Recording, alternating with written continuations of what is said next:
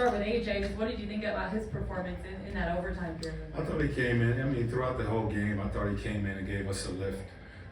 He was able to knock down some shots, make some timely baskets. I thought throughout the game, and the ball found him in the second half in that overtime, and he was able to finish. Plays with a lot of poise. Doesn't panic out there, and made some big shots for us tonight.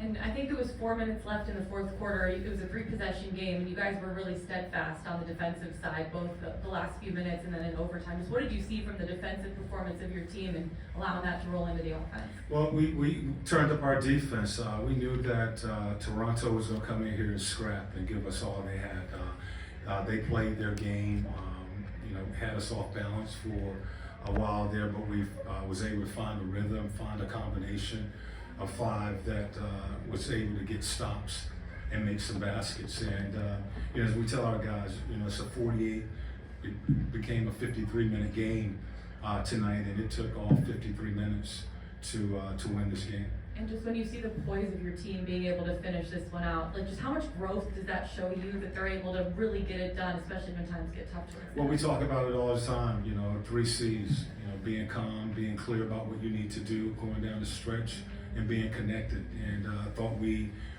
did all 3 of those things the second half and certainly in overtime to win that game. We didn't panic. They made a run. They was able to tie the game, and we made plays down the stretch. We got stops, so we was clear about what we needed to do as far as executing, and we wanted to get certain matchups. They were doing a good job of switching their defenders. The guys we was trying to get matched up with, they were moving those guys around. And I thought our guys did a really good job of being patient, getting to our spots, and then getting the matchup we wanted in that overtime. Nate, was that final play in overtime something that you guys talked about in a timeout period, or was that something that? No, that's a short clock play that we run, we work on. You never know when you're going to use it or need it, and they executed the play perfect tonight. And as far as AJ's defense, how has that kind of developed over these first 16 games? Well, he's still working. They are going at him. Whenever you see a young guy in the lineup, they try to target, and I thought he did, some good job of just working. He's going to make some mistakes out there. I thought Clint did a really good job of covering for our guys when we had breakdowns on the perimeter, but he has to continue to work and learn to defend, pick and rolls as well as pin downs. But he comes in and he plays with a lot of confidence, and that's a good thing.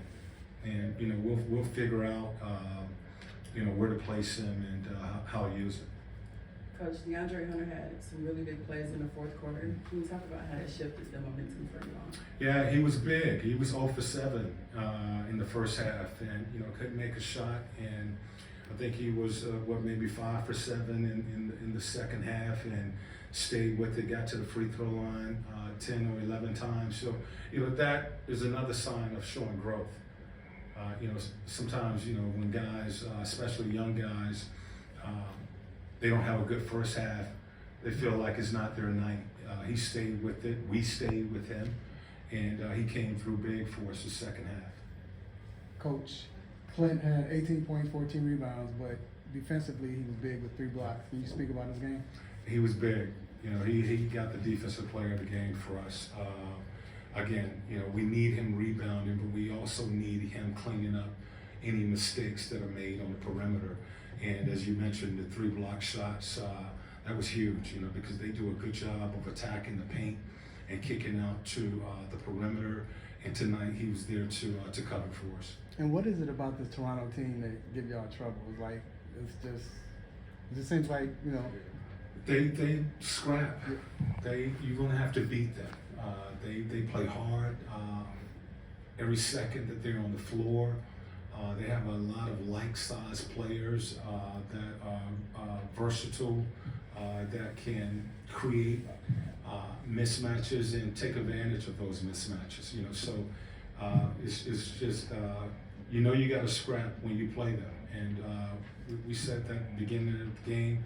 The team that scrapped the hardest and the longest was going to win this game, and we did a better job. I mean, the first half we had 10 turnovers.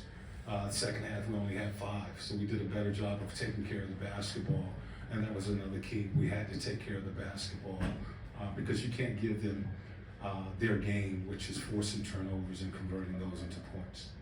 You mentioned Clint was the defensive player of the game. Who was the offensive player of the game? I thought Trey did a good job for us, but Trey gave that to Youngfellow. You know, so he gave him 2 assists in the last 10, 15 minutes. All right, thanks, Coach. Thanks, Coach. All right, guys.